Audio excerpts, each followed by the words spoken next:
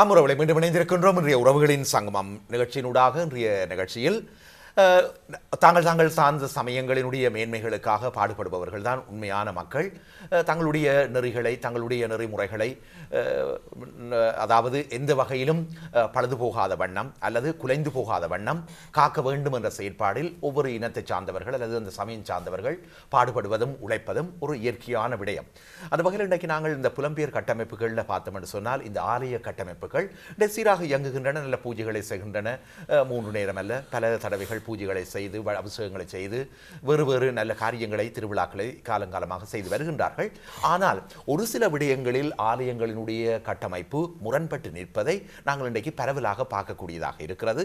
இதற்கு யார் காரணம்? இவற்றை நாங்கள் எவ்வாறு தீர்த்து கொள்ளலாம்? இவற்றை மக்கள் சற்று சிந்திக்க வேண்டும். இன்றைக்கு ஆலயங்களில் ஒரு சில ஆலயங்களில் தர்மகத்தா சபை என்று தர்மகத்தாக்கள் பொறுப்பாக இருந்து நல்ல சீரிய முறையிலே செயற்படுகின்றார்கள். அதே போல சில ஆலயங்களில் பார்க்க போனோம்னா நிர்வாக கட்டமைப்பு காலத்துக்கு காலம், வருஷத்துக்கு வருஷம் 2 வருஷத்துக்கு ஒரு அப்படி தெரிவாகின்றது.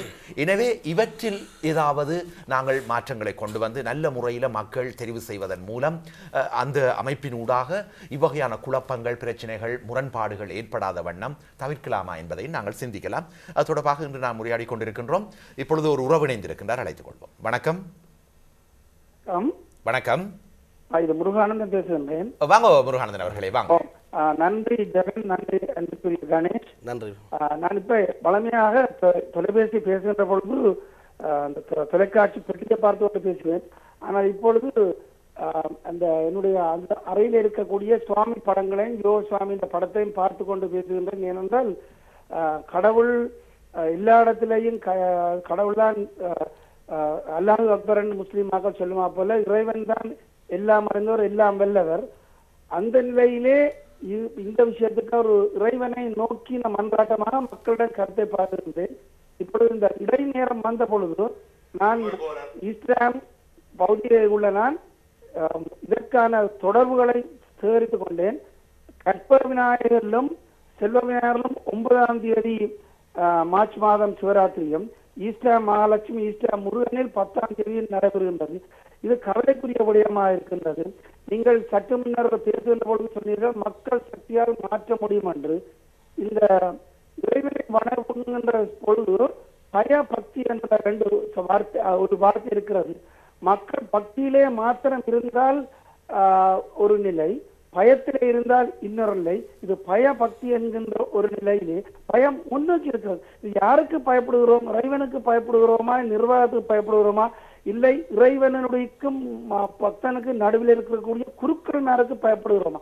ஏனென்றால் இங்கே இருக்கக்கூடிய ஈஸ்டாமில் ஒரு கோவில் ஒரு இந்த மார்கழி மாதத்திலே சொன்னார்கள், நாங்கள் வாக்கிய எல்லாரையும் போல லண்டன் கணிப்புக்கு வருகின்றோம் என்று. ஆனால் பிறகு திரும்ப அவருடைய நிர்வாகத்தினுடைய பிரச்சனையின் காரணமாக பழையபடி நாங்கள் 2 பேரும் ஒரு நிலைக்கு வந்துவிட்டோம். நாங்கள் இந்தியா முறைப்படி செய்ய போகின்றோம் என்று. இப்ப என்னை பொறுத்தவரை இப்ப கணேஷ் எல்லாருக்கும் தெரிந்த அன்பர், ஜெகன் நீங்கள் ஒரு உங்களுக்கு மதிப்பு, எங்களுடைய மதிப்புக்கு அன்புக்குரிய ஒரு திறமையாளர். நாங்கள் இதில் பெரிய புரட்சியால் பண்ண தேவையில்லை. ஆனால் ஏனென்றால் அன்பேசுவோம் இதுல ஏதாவது ஒரு மாற்றத்தை கொண்டு வரும். எனக்கு புரியவில்லை. இங்கே எத்தனையோ பிரமுகர்கள் உங்களுடன் தொலைக்காட்சியில வருபவர்களுடன் கூட உரையாடி இருக்கிறேன். இதை என்ன மாதிரி, ஏனென்றால் நாங்கள் சொல்லுறதுதான் சரி என்கின்ற நிலையிலே இந்த 2 ஆலயங்களும் நடக்கின்றது மாதிரி என்னுடைய சித்தறிவுக்கு படுகிறது. ஆகவே இது பக்தர்களுக்கான விஷயம். இதுல இன்னும் கரைக்கின்ற போது மக்கள் தீர்மானிக்கணும். நான் நினைக்கவில்லை, நான் சொல்லவும் மாட்டேன், நான் நினைக்கவில்லை. மக்கள் கோவில்களை பரிஷ்கரிக்க முடியாது. அது சொல்லவே நாக்கு குளறுகிறது. ஆனால் மக்கள் நிர்வாகத்துடன் குருக்கள்மாருடன் பேசி இந்த ஈஸ்ட் லண்டன்ல இருக்கக்கூடிய எல்லா ஆலயங்களிலும் ஒரே தினத்திலே நடக்கக்கூடிய மாதிரியும், இன்னும் ஒரு செய்தியையும் தற்செயலாக கேள்விப்பட்டேன். கனதுர்க்கி அம்மன் கோவிலும் சற்று வித்தியாசமாக யோசிக்கின்றார்கள். என்ற இந்த 3 கோவில்களுமே லண்டனிலே மிகப்பெரிய பக்தர்களுடைய ஈர்ப்புக்குரியவர்கள். ஈஸ்டா முருகன், மகாலட்சுமி கோவில் ஈஸ்டாம், கனதுர்க்கி அம்மன் கோவில். ஆகவே இன்றிலிருந்து இருக்கக்கூடிய இந்த காலகட்டங்களுக்கு எங்களுக்கு ஜெனீவா கன்வென்ஷன் பிரச்சனை இப்படி கன விஷயங்கள் இருக்கின்றன. அதுக்குள்ள இதையும் ஒன்றாக எங்களுடைய தலைகளிலே சுமந்து ஏதாவது செய்வோம். கணேஷ் நீங்கள் பிள்ளையாட்டு இருக்கிறபடியால் நீங்கள் இதிலே ஆரம்பிங்க. நானும் உங்களுக்கு தம்பி மாதிரி தானே சேர்ந்த வயசால மூத்தாண்டாலும் எல்லாருமா சேர்ந்து ஏதாவது செய்வோம்னு சொல்லிக்கொண்டு வாய்ப்புக்கு நன்றி கூறி இப்போது தொலைக்காட்சி பக்கம் எனது பார்வையை திருப்பிக் கொண்டு உங்களுடன் வருகின்றேன். நன்றி முருகானந்தன் அவர்களே, நன்றி நன்றி. உங்களுடைய எண்ணம் நிறைவேற வேண்டும். நீங்கள் மட்டுமல்ல, இன்றைக்கு எல்லாருமே வேண்டி நிற்பது இதுதான். எங்களுக்கு எந்த விதமான முரண்பாடுகள், அதாவது நான் சொல்ற இந்த திருவிழா முரண்பாடுகள், ஒரு நாள் ஒரு கோயில் பூசை, ஒரு நாள் ஒரு கோயில் பூசை, மக்கள் எங்க போறன்னு தெரியாதது, அல்லது மக்கள் இந்த இதுல பெரிய ஒரு பிரச்சனைன்னு சொன்னால் மக்கள் காலையில் எழுந்து இந்த நாளில மிக அற்புதமாக பக்திபூர்வமாக உணர்வுபூர்வமாக நாங்கள் வழிபடுறது. மற்ற சைவாசம் பெரிய பிரச்சனை. இன்றைக்கு ஒருத்தர் இஞ்சி தைப்பூசம் சைவமா இருக்கிறார், அங்கால அடுத்த நாள் சைவம் பண்ணாக்க அவர் வேலையை போறவர் சில அன்றைக்கு கூட அசைவம் சாப்பிடும்போது யோசிக்கிறார், அங்க இன்றைக்கு இல்லோ இந்த கோயில இருந்து அப்படின்ற குழப்பம் எல்லாம் இருக்கு. இதுல நான் சுருக்கமாக சொல்ல அடுத்த உறவை அழைப்போம். ஒரு சுருக்கமாக நாங்கள் சொல்ல போனோம் என்னன்னு சொன்னால், இதுல உண்மையில மக்கள் என்பதை விட இந்த பக்த கோடிகள் ஒரு திடமான ஒரு முடிவெடுக்க வேண்டும். எங்க பிள்ளைண்டு அவர்கள் சிந்திக்க வேண்டும். நாங்கள் எடுத்ததுக்கெல்லாம் இன்றைக்கு இந்த கோயிலில் இன்றைக்கு சிவராத்திரி என்று அந்த கோயிலுக்கு போறதும், இன்னொரு கோயிலில் சிவராத்திரி என்று அடுத்த நாள் போறதும், இது நாங்கள் இறைவனுக்கு செய்கிற ஒரு பெரிய ஒரு தேவையற்ற ஒரு செயற்பாடு என்று தான் நான் பார்க்கிறேன். இறைவனுக்கு எதிரான செயற்பாடு என்று கூட நாங்கள் எண்ணிக்கொள்ளலாம். இதை இறைவன் கூட விரும்ப மாட்டார். இறைவன் யோசிப்பார், உங்களோட மனங்கள்ல நீங்கள் என்ன எண்ணுகிறீர்கள், நீங்கள் எவ்வாறு இதை வழி நடத்தலாம், எவ்வாறு இதை சீர் செய்யலாம், உங்கள்கிட்ட நல்ல அறிவு இருக்கு, நல்ல பக்தி பூர்வமான செயற்பாடுகள் இருக்கு, நீங்கள் செய்யுங்க. இப்ப திரு முருகானந்தன் சொன்ன நாங்கள் ஆலயத்தை போய் முதல் நிர்வாகத்தை கேட்கிறது, ஏன் இப்படி செய்கிறீங்க, இன்றைய பெரும்பான்மையா எல்லா இடமும் வகுத்த இந்த தினத்தில் நாங்கள் இந்த பூசையை செய்வோம், இதில் ஏன் முரண்பட்டு நிற்கிறீங்க, அதுக்காக இசைந்து வராத பட்சத்தில் நாங்கள் உண்மையில் அந்த கோயிலோடு நாங்கள் கொஞ்சம் இறைவனிட்ட முறையிட வேண்டிய தேவை ஒன்று இருக்குது. நிச்சயமா இதுல தவறு இல்லை. எனவே இவ்வகையாகத்தான் நாங்கள் சில பிரச்சனைகளை தீர்க்கலாம். இது ஒரு அஹிம்சை முறை. இதுல நாங்கள் ஆலயத்தை பகிஷ்கரிக்கிறது என்று இல்லை, அல்லது இறைவனை நாங்கள் பகிஷ்கரிக்கிறது என்று இல்லை. அது நாங்கள் சொல்லவே எங்களுக்கு முருகானந்தன் சொன்ன மாதிரி எங்களுக்கு ஆலயம் எனவே இதை நாங்கள் ஒரு அஹிம்சை ரீதியான போராட்டமா எடுக்கலாம், அஹிம்சை ரீதியாக நாங்கள் கேட்கலாம். ஏன்னா எங்களோட சைவ சமயம் தலைச்சோங்க வேணும். அதாவது இன்றைக்கு ஒரு 15-20 வருஷமா ஒரே கலண்டர் அடிப்படையில் பல கோயில்கள் பின்பற்றி வந்தது. அதே ஒரு சில நேரங்களில் இப்ப சில காலங்களில் மட்டும் அந்த பஞ்சாங்களை மாற்றணும் என்ற பிரச்சனையும் இருக்கு. இப்பொழுது இணைந்திருக்கும் உறவை அழைப்போம். வணக்கம். ஹலோ, வணக்கம். வணக்கம் ஜெகன். வணக்கம் வணக்கம் தம்பி, என் பேர் சுரேஷ், நான் லண்டன்ல இருந்து கேட்கிறேன். வணக்கம் ஜெகன். தயவு செய்து எனக்கு ஒரு 5 மினிட்ஸ் ஒதுக்கி தரணும் இந்த உங்களை கதைக்கிறதுக்கு ஒருக்கா அதை நான் வேண்டிக் கொண்டு. என்னடா நீங்க இந்த சைவ சமயத்தை பற்றி நல்ல ஒரு கருத்தை கொண்டு வந்திருக்கிறீங்க தமிழ் மக்களுக்கு. ஆனால் என்ன பொறுத்தவரை சில கோயிலுக்கு நீங்க பாத்தீங்கன்னா சனம் புதியான அங்க நடக்கிற, அதை நான் கோயில பேர் சொல்லல, அங்க நடந்த சில தீவிரத்துக்குயான பிரச்சனைகளால சில பேர் கோயிலுக்கு போறத தவிர்த்து கொள்றவ, சில பேரை கேட்டா சொல்லி வேண்டாம் இந்த கோயிலுக்கு அந்த கோயில் கிட்ட. இப்ப நான் ஒரு ஈவினிங் அம்மன் கோயில ஒரு பிரச்சனை நான் சொல்லி பிரச்சனை நடந்தது, அதுக்கு நான் நேர சமூகம் அளிச்சேன். நான் பார்த்தேன், இந்த கண்ணால நான் பார்த்தேன். நான் அந்த முறையில அந்த ஒரு ஆதாரம் அந்த கோயில் அப்படி ஒரு நடந்திருக்க கூடாது, அந்த கோயிலுக்கு ஒரு பிள்ளையான பேர் அது நான் கிட்ட இருந்த சரியா. அது இருக்கட்டும், இன்றைக்கு மதத்தை பாத்தீங்கன்னா ஆக்கள் எங்கட மதத்தை விட்டுட்டு வேற மதத்துக்கு போயினோம். ஏன்னு சொன்னால் அங்க போனோன்னா நல்லா இருக்கலாம் அப்படி பல கருத்து அதை அப்படி கொஞ்சம் சரி என்ன முக்கியமான விஷயத்துக்கு வாரன். இன்றைக்கு நாங்கள் உங்களுக்கு நான் சொன்ன போன வியாழக்கிழமை நாங்கள் ஒரு நடைப்பயணத்தை ஆரம்பிச்சோம். புதன்கிழமை நான் அவையோட போயிட்டு ராத்திரி தான் வந்தேன். நான் ஜெகனேன் அது இது கண்டிப்பாக அழுதுன்னா நான் இந்த கதையை சொல்றேன். நாங்கள் நடைப்பயணத்தை ஆரம்பிச்சு ஒரு மக்கள்ல ஒத்துழைப்பு இல்லை. அங்கால் பக்கம் பிரான்ஸ் பக்கம் நாங்கள் பிரான்ஸ் ஏர்போர்ட்டை தாண்டி தான் சினோவும் நேற்றெல்லாம் சினோவும் சரியான மழையும், அதுக்குள்ளேயே நாங்கள் இரவு பேனுக்கு தான் ஹோட்டலுக்கு காசு இது வேணும் பேனுக்கு தான் நடைப்பயண நானும் படுத்திருந்தேன். நான் தான் டிரைவர் படுத்திருந்த நாங்கள் ராத்திரி தான் வந்த நாங்கள் சரியான கஷ்டத்தின் மத்தியில் நாங்கள் அந்த பயணத்தை ஆரம்பிக்கிறோம். தயவு செய்து அதே ஜிடிபி எங்க சொல்லுவோம் மக்கள் கூட. இதுவரைக்கும் நான் ராத்திரி வந்து வர மட்டும் ஒரு ஒத்துழைப்பும் இல்லை, சரியான காவலை. நாங்கள் அந்த பிரான்ஸுக்கு வந்து உள்ளட்டோன்னு அதை வந்து எங்களை அதை வீட்டுக்கு போகணும், ஒன்றுமே செய்யல. அது என்ன செய்யணும் முதலியா நான் 4 நாள் தொடர்ந்து இல்லை தேவையாடினான் மக்கள். நீங்களும் இங்க ஜிடிவியில இதே நீங்க திருப்பி சொல்லுங்க.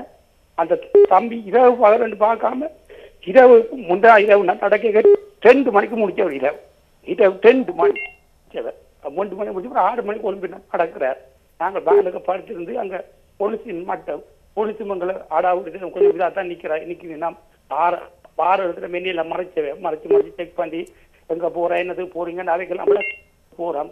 இந்த நேரத்துல மக்கள் நீங்கள் இங்க இருக்க மக்கள் அதுக்கு உதவி செய்து சுவிஸ் மக்கள் எல்லாம் உதவி செய்து நல்ல அதை நல்ல ஒரு இதாக கொண்டு போகணும். ஜிடிவிக்கு தார்மீக கடமை வைக்கிறாங்க. நீங்கள் ஒரு திறமானால் இதை வந்து மக்களுக்கு அறியப்படுத்துவாண்டு. நன்றி சுரேஷ். கலங்க வேண்டாம், இது எங்களுடைய ஒட்டுமொத்தமான செயற்பாடுகளில் ஒன்று தம்பி சத்தி நடந்து போகிறது. இதில் என்னென்னு சொன்னால் சுரேஷ், இதில் நாங்கள் இப்போ என்ன எப்படி பார்க்கணும் என்று சொன்னால், ஒரு பக்கபலமான ஒரு கட்டமைப்புகள உதவிகளோடு நாங்கள் புறப்பட வேணும். நான் இதை சொல்கிறேன் இல்லை, அவருடைய சத்தியினுடைய அந்த தியாக மனப்பான்மைக்கு நான் தலைவணங்குறேன், அது வேறு பிரச்சனை. இன்றைக்கு எத்தனையோ பேர் நடந்து போகிறோம். நாங்கள் எங்களுக்குள்ள ஒரு நல்ல ஒரு கட்டமைப்பு தனியாக ஒருவர் இப்போ நீங்கள் சொல்ற மாதிரி அந்த பிரச்சனைகள் சங்கடங்கள் எல்லாத்தையும் சுமந்து கொண்டு அந்த தம்பி மட்டும்தான் நடந்து கொண்டு போறார். ஆனா இதை நாங்கள் வேடிக்கை பார்த்து கொண்டு இருக்கிறோம் என்று தான் நான் சொல்லலாம். உண்மையில் நான் இது ஆரம்ப காலங்களில் இருந்து கதைச்சு எந்த மனதில் கூட ஒரு நான் சத்தி சார்பாக கதைக்கிறேன், ஒரு சலிப்புணர்வுகள். நாங்கள் இன்றைக்கு இதை மக்கள் மத்தியில் மயப்படுத்துறதுக்கு நாங்கள் என்ன செய்யணும் என்று சொன்னால், புறப்படுவதற்கு முன்பு நாங்கள் நல்ல ஒரு பெரிய ஒரு திட்டமிடப்பட வேண்டும். திட்டமிடப்படுறேன்னு சொன்னால் நாங்கள் பல மக்களோடு சேர்ந்து கொஞ்சம் ஒரு 4-5 இளைஞர்கள் 4-5 பேரோடு சேர்ந்து நாங்கள் இதை வகுத்திருக்க வேண்டும். இருந்தாலும் இப்பொழுது அவர் நடந்து சென்று விட்டார். இப்பொழுது அவர் பிரான்ஸை தாண்டி இருக்கிறார். எல்லாம் நல்லதாக நடக்க வேணும். நாங்கள் இனி வர்ற காலத்திலேயாவது கொஞ்சம் சிந்திச்சு ஒரு பக்கபலமான செயற்பாட்டோட போகணும். தஜில் அவர் தனியாக நடந்து போகிறார், நீங்கள் தஜில் விட்டுட்டு வரைக்கும் அவருக்கு ஒரு பிரச்சனை வரும், அல்லது ஒரு வேறொரு வருத்தம் வரும், அல்லது நோய் துன்பம் வரும், அல்லது சிக்கல் ஒன்று வரும். இதற்கு யார் கை கொடுப்பது என்ற ஒரு பெரிய கேள்வி இருக்குது. எனவே இதை நாங்கள் சாதாரணமாக எண்ணி விடாமல் எங்களுடைய இனம் சார்ந்த நடவடிக்கை, இது அவர் சத்தி நடக்கிற தன் குடும்பத்துக்காக இல்லை, இன்றைக்கு ஒரு இனம் சார்ந்த நடவடிக்கை. இந்த இனம் சார்ந்த நடவடிக்கைக்கு நாங்கள் எல்லாரையும் அரவணைக்க வேணும், அதில் எல்லாரையும் உள்வாங்க வேணும் என்ற எண்ணத்தோட சில முனைப்புகளை மேற்கொள்ள வேணும். ஒன்று திட்டமிடுறதுக்கு முதல் அதை நாங்கள் எப்படி என்று கதைப்பம். இருப்பினும் சத்தியினுடைய நடைப்பயணம் வெற்றி அடைய வேண்டும்.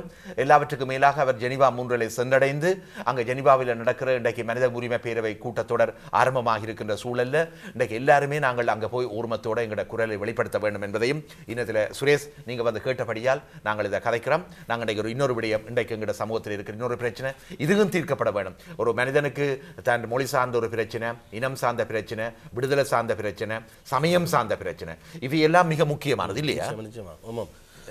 எனவே நாங்கள் நேரம் நெருங்கிடுது கணேஷ். நாங்கள் இன்னொரு சந்தர்ப்பத்தை உரையாடுவோம். மிக முக்கியமாக நான் உரையாட வேண்டிய இந்த சமயத்தில் இந்த சமயத்துக்குள்ள சைவ சமயத்துக்குள்ள ஒரு பெரிய முரண்பாட்டை தோற்றுவிக்கிற ஒரு பிரச்சனையாக இருப்பது இந்த அந்தணர்களை புறந்தள்ளி, அந்தணர்கள் என்பது எமக்கண்டு வகுத்தவர்கள். காலங்காலமாக எங்களோட சமயத்தில் அந்தணர்களுக்கு ஒரு விசேட இடம் இருக்குது. இந்த அந்தணர்களை யாருமே புறந்தள்ள தகுதி இல்லை, அது எழுத்திலேயே எழுத முடியாத ஒரு விடயம். எனவே இந்த அந்தணர்களை புறந்தள்ளி புதிதாக எழுந்தவர்கள் நாங்கள் போய் அந்தணர் என்ற போர்வை இருந்து அந்தணர்களுடைய ஆசனங்கள்ல இருந்து பூசை செய்கிறதும் அல்லது கல்யாண வீடு நடத்தி வைக்கிறதும் எந்த விதமான பலனையும் அளிக்காது என்பது என்னுடைய தாழ்மையான அபிப்பிராயம். நிச்சயமாக அதுக்கண்டு அவர்கள் பயிலக்கப்பட்ட நீங்க சொன்ன மாதிரி கிறிஸ்தவ சமயத்துக்கு ஒரு முறை, இஸ்லாமிய சமயத்துக்கு ஒரு முறை மாறி அந்தணர்கள் என்றது எங்கட எத்தனையோ வர வழியா வந்தாச்சு.